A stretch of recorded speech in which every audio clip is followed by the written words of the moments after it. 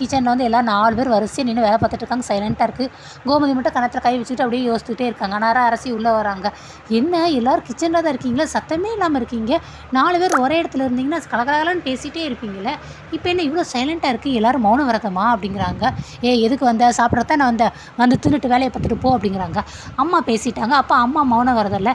என்ன மீனா நீ என்ன நீங்கள் சைலண்ட்டாக இருக்கீங்க, என்ன நீங்கள் மௌன விரதமாக பேச மாட்டீங்களா அப்படிங்கிறாங்க. நீலாம் என் கூட பேசாதம்மா, அப்புறம் என்ன மாதிரியே வாய் பேச ஆரம்பிச்சிருவேன், அப்புறம் நான் உன்னை வந்து அவங்களுக்கு எதிராக திருப்பி விடுவேன்னு சொல்லுவேன், எனக்குலாம் அந்த வேலையெல்லாம் கிடையாதுமா அப்படிங்கிறாங்க. இன்னும் சம்மந்தம் இல்லாமல் பேசுகிறீங்க, இன்னும் மயிலேனி நீங்கள் பேச மாட்டீங்களா அப்படிங்கிறாங்க. எனக்குலாம் அந்தளவுக்கு ஆட்களை வந்து மாற்றி வர அளவுக்கு திறமை கிடையாதுமா, ஆனால் அதுக்கு நான் முயற்சி பண்ணுவேன் உன்னைய, அதனால் நானும் எதுவும் என் கூட பேசாத அப்படிங்கிறாங்க.